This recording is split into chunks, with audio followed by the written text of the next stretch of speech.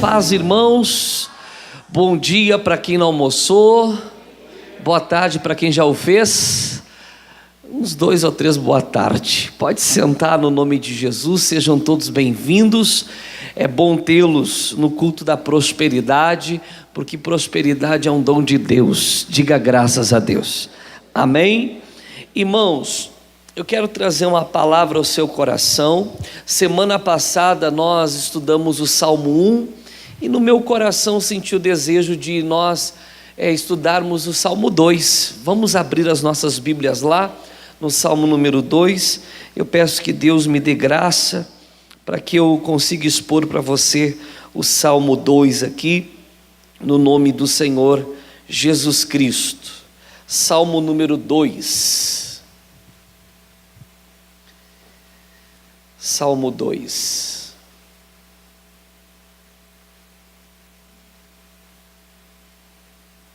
É bem fácil de achar o livro dos Salmos, né? É só fechar a Bíblia. Se a sua Bíblia não é de estudo, é só abrir ela bem aonde? No meio você vai achar ou Salmos ou Provérbios. Às vezes acha Jó, né? Aí você, se achar Jó, é só ir para frente que é Salmos. Se achar Provérbios, só voltar que é Salmos. Amém? E glória a Deus. O título aqui, irmãos, que colocaram desse texto é a rebelião das nações e a vitória do Messias. Então nós vamos ler todo o Salmo, irmãos, todo o Salmo número 2, eu creio que Deus vai falar ao nosso coração. Amém? Nós vamos ler todo ele.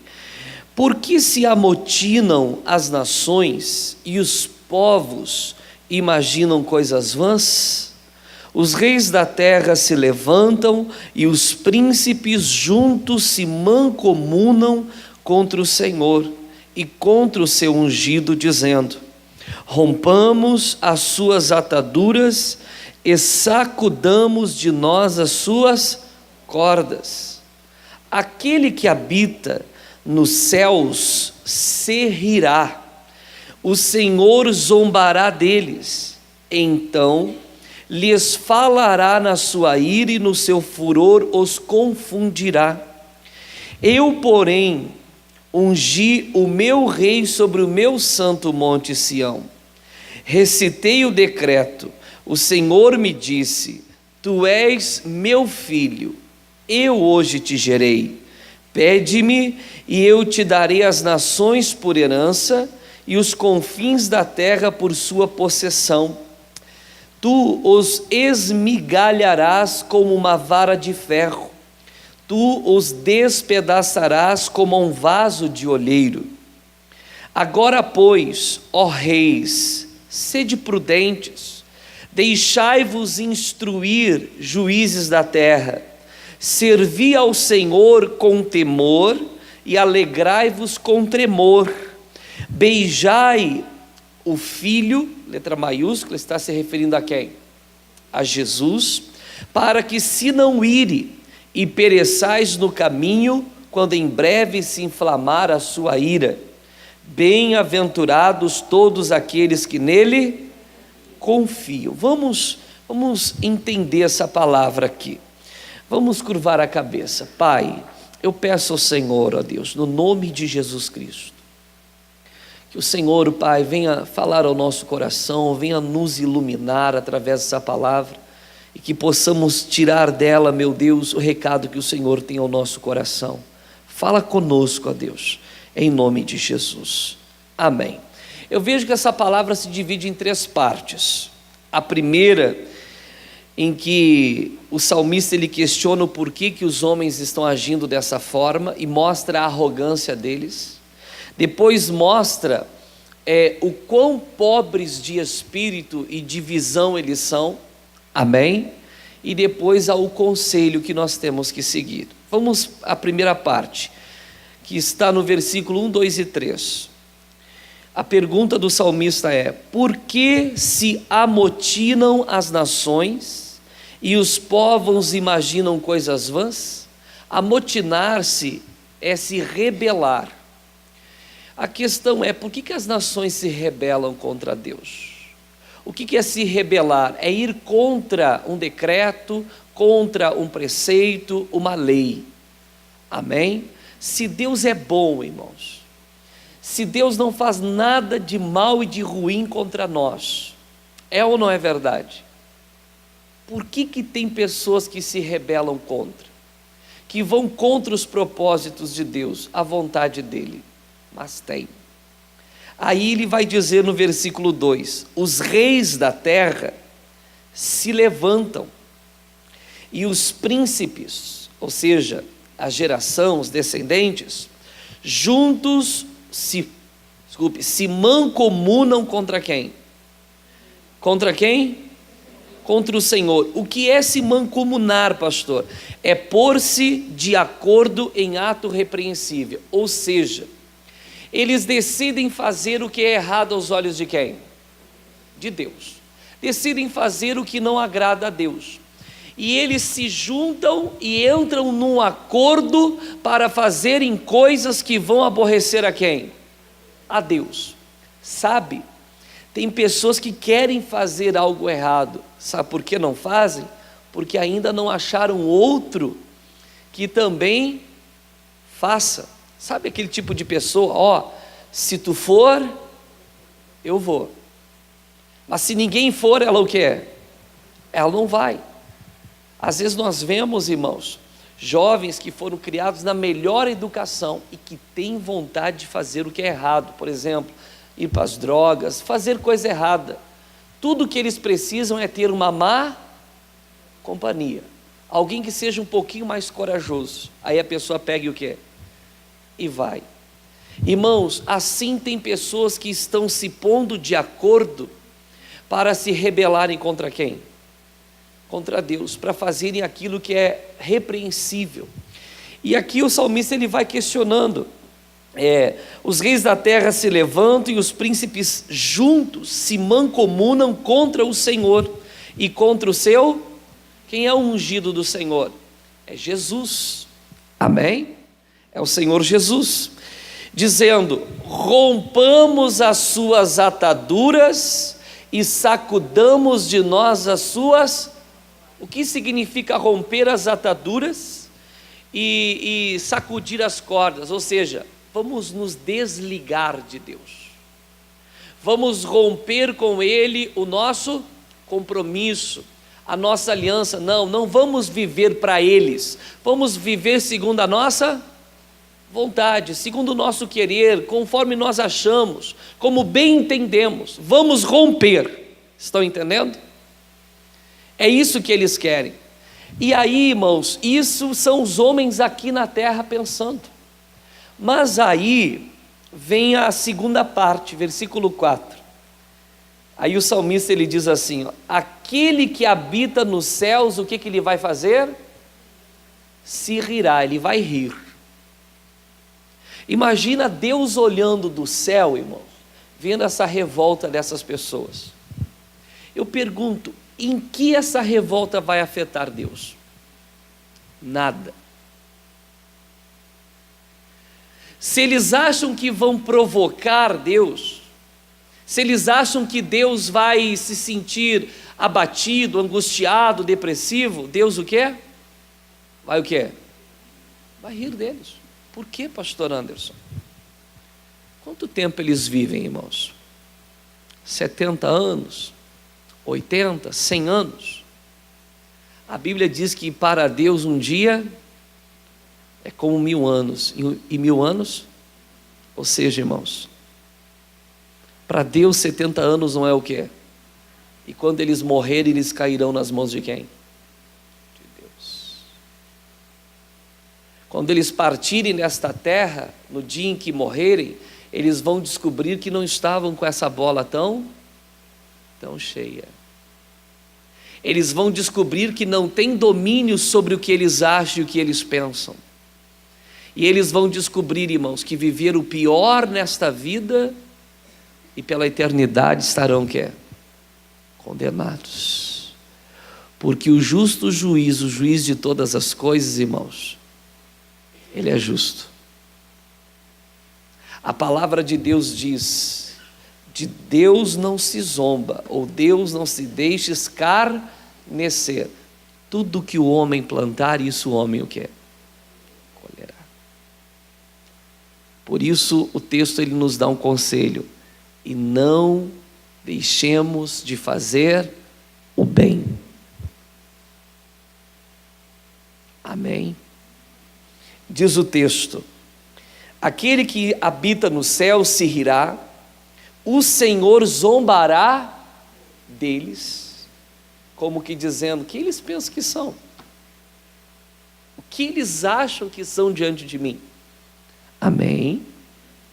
Então lhes falará na sua ira, e no seu furor, o que ele vai fazer? Os confundirá. Um sinônimo para essa palavra confundir seria os envergonhará. Trará o que sobre eles? Vergonha. Diz mais. Aí Deus fala assim, ó: eu, porém, ungi o meu rei sobre o meu santo monte Sião. Quem é que Deus ungiu como rei sobre o monte Sião? Jesus. E diz: recitarei o meu decreto. O Senhor me disse: tu és o quê? Tu és meu filho, eu hoje o quê? Te gerei. Ele está falando de quem? Agora olha o que ele faz com Jesus. Versículo 8: pede-me e eu te darei as nações por herança e os confins da terra por tua. Quando Jesus ressuscita, irmãos, ao terceiro dia, ele aparece aos discípulos. Isso está lá em Mateus 28, 18, e ele diz assim aos discípulos: é-me dado todo o poder no céu e na terra. Ele estava dizendo: eu tenho domínio sobre todas as coisas no céu, sobre todas as coisas aonde? Na terra. Quando ele aparece para João em Apocalipse 1,18, ele diz: estive morto, mas eis que estou vivo e tenho nas mãos as chaves da morte e do inferno. Sabe o que Jesus estava dizendo? Eu tenho poder nos céus, eu tenho poder sobre toda a terra e eu tenho poder sobre todo o inferno. Jesus tem o controle de tudo consigo. A palavra final é de quem? O homem pode viver como ele quer enquanto ele está vivo, só que ele não é um ser, irmãos, que deixará de existir. Quando o corpo dele morrer, ele continuará sendo eterno, mas ele cairá nas mãos daquele que tem o poder sobre todas as coisas e que o julgará conforme ele viveu nesta. Isso é forte demais, gente. Pastor, que coisa horrível. Não é horrível, gente. Isso é para quem se rebela contra a lei de Deus. Isso é para quem decide viver contra a vontade de Deus. Isso é para quem decide, irmãos, se reunir com outros rebeldes para viver ao contrário da vontade de Deus. Por quê? Porque, irmãos, para aqueles que decidem servi-lo, para aqueles que decidem andar segundo a sua vontade, estarem presos, atados a Ele, amém? Ele fará desfrutar nesta terra do melhor desta terra, da vida abundante e, por fim, por toda a eternidade, estar em comunhão com Ele. Temos que ter muito cuidado. Quantos estão caindo, meus irmãos, na arrogância de acharem que tem o domínio da situação e não tem. Por isso as nossas vidas têm que estarem nas mãos de quem? Aleluia. E Jesus pediu as nações por herança? Pediu. E o Pai? Tudo. Versículo 9: tu os esmigalharás com uma vara de ferro, tu os despedaçarás como um vaso de quê? Pastor, com quem é que ele vai fazer isso? Contra as nações que se rebelam e contra os príncipes que se mancomunam, ou seja, que entram em acordo para fazerem o que é repreensível. Eles vão levantar o tupete, o nariz, a arrogância e o orgulho, mas chegará a hora em que Deus com uma vara de ferro irá o quê? Esmigalhá-los. Nós todos já fizemos parte desse grupo, irmãos. Talvez tenha alguns aqui que ainda fazem parte, que ainda não tomaram jeito na vida, não se entregaram a Cristo, estão deixando de viver o melhor de Deus aqui e o melhor por toda a eternidade. Essa vara de ferro está levantada. Um dia, quando a vida aqui acabar para você, ela vai vir, a menos que você o quê? Faça com Deus uma aliança. E diz aqui o versículo 10, olha o conselho: agora pois, ó reis, sede o quê? Sede prudentes. Irmãos, o que Deus deu ao ser humano que não deu a nenhum outro ser sobre o planeta?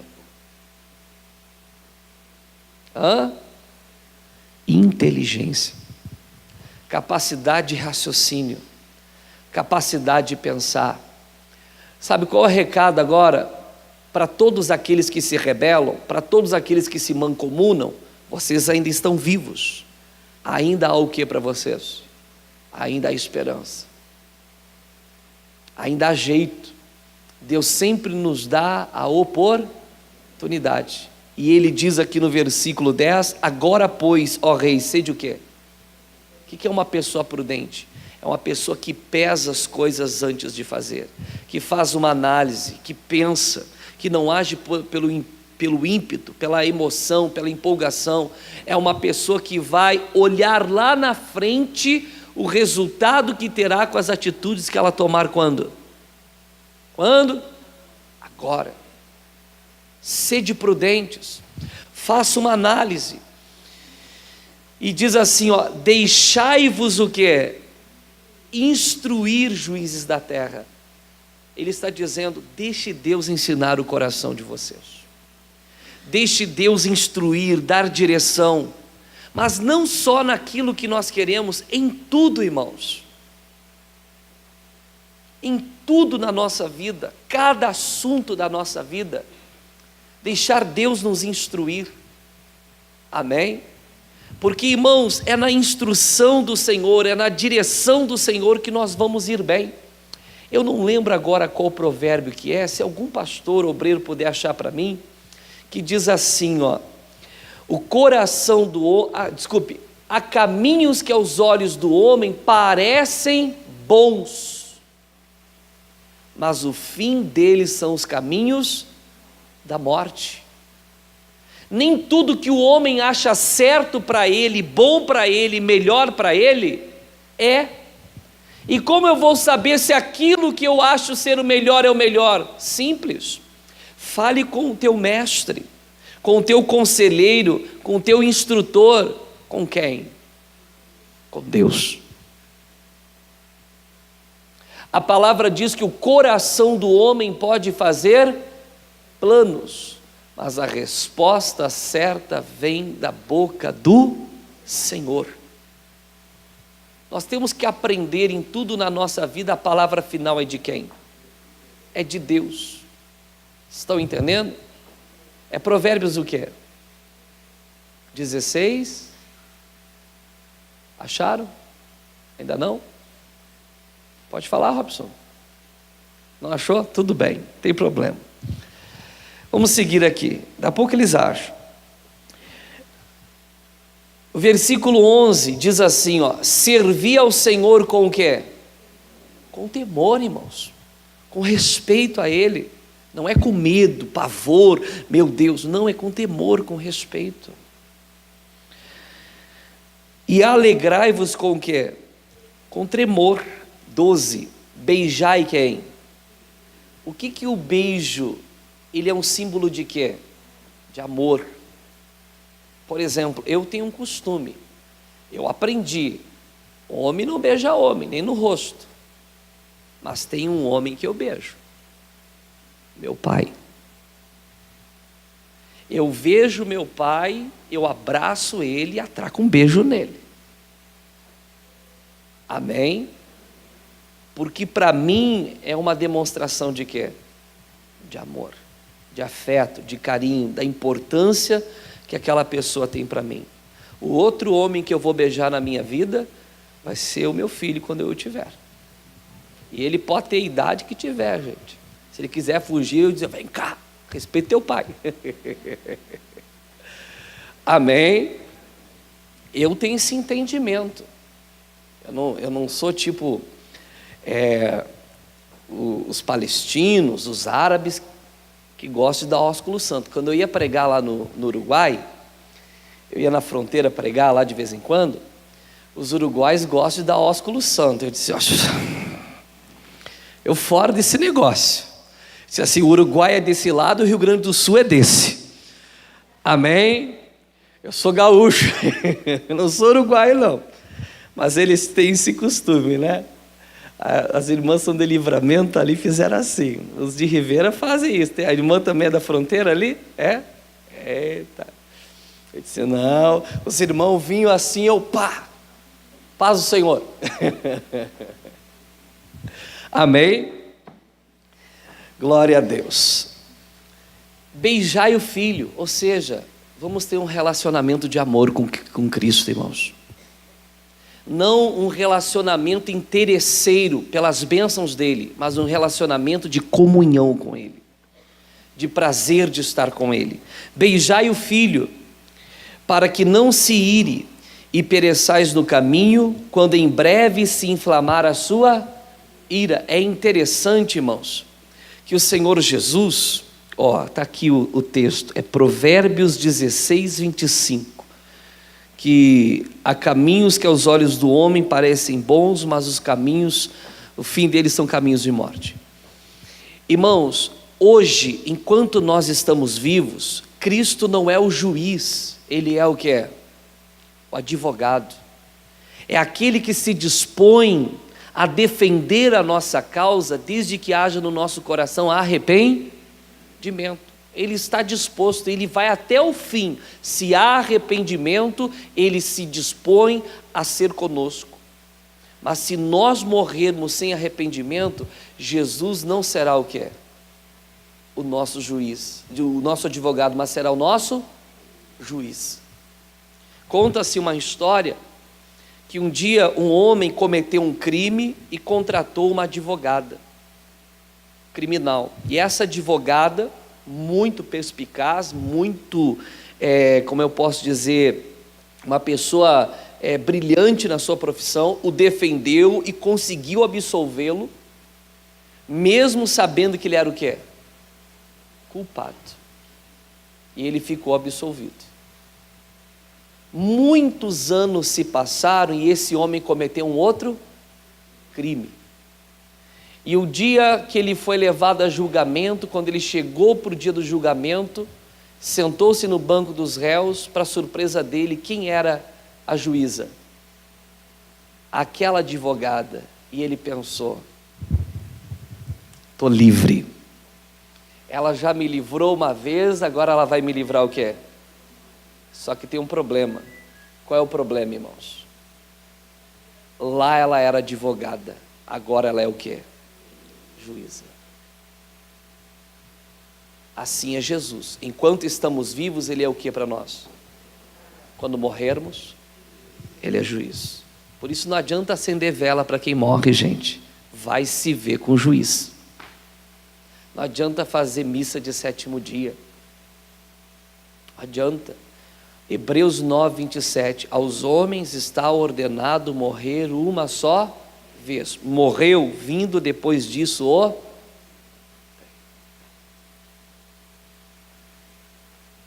Amém? E o final do texto diz: bem-aventurados, felizes, todos aqueles que nele... Então tome uma decisão na sua vida.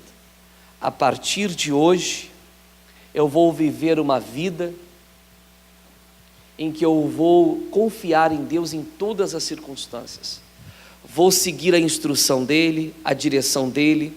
O que Ele me mostrar, eu não vou me rebelar, eu não vou ir contra, eu não vou me juntar com outros que também estão indo o quê? Contra. E eu, no final de tudo, serei feliz aqui nesta terra, porque nesta terra as promessas dele vão se cumprir, e eu vou viver o melhor, e o dia que eu partir desta terra, quem sabia que um dia você vai partir? Pastor, eu nem penso nisso. Que demore muito, irmãos. Mas um dia isso vai o quê? Acontecer. Amém? E o dia que nós partirmos, nós simplesmente passaremos deste mundo para a vida eterna. E vamos continuar o quê? Felizes. Estão entendendo? A felicidade não será quando morrermos, mas quando nós entregarmos a nossa vida para Cristo aqui. Eu costumo dizer, a vida eterna não começa quando morremos, mas quando nascemos de novo.